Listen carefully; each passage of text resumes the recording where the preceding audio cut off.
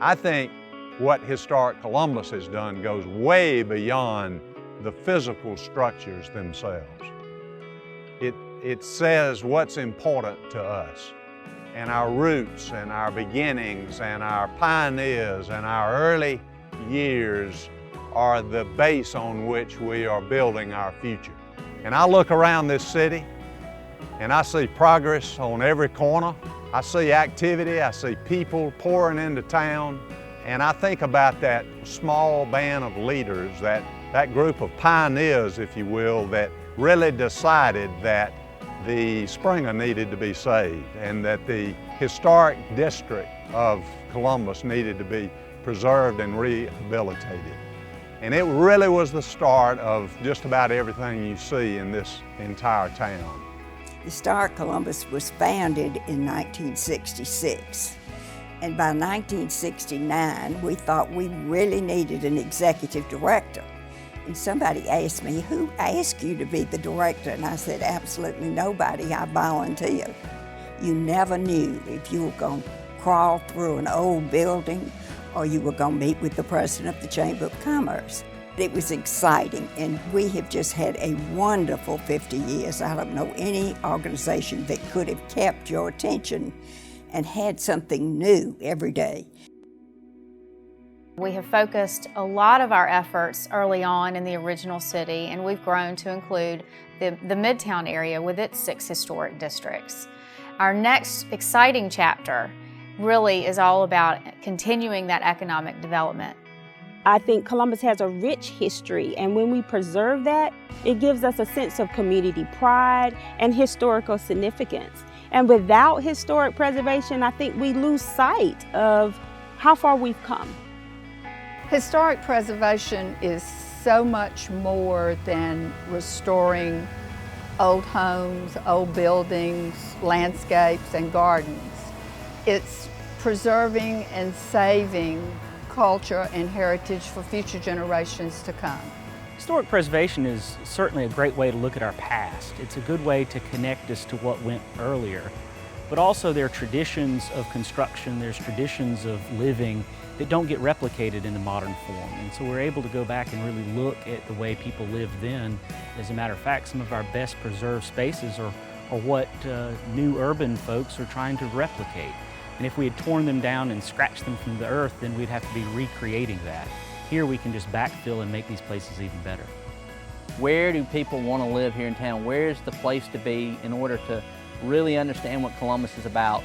And that's easy for us. We take them through Midtown, we take them through the different districts, the 11 districts we have here in town. It makes it quite easy to show someone in a day what all Columbus has to offer in the way of community. The fact that we as a community have taken the initiative to preserve these homes and preserve these districts, it has created a vital center and a core for folks to want to live and to enjoy our city. Any given day in this building, you could look out and see tourists taking photos of the building, taking photos of family members in front of the historic marker, or even artists that were set up across the street painting the building. So working out of this location has given me a tremendous respect for preserving our history. When I was small and we traveled a little bit, my father would always take us to a museum in whatever town that we were in. And one day I asked him, why in the world do you take us to these museums and stuff? And he says that the community values the things that in that museum. This is what the community wants you to know about themselves. But when you get to that town, the first thing you see are the buildings when you're going there. Well, I think historic preservation plays a very positive role in the economic development of the community.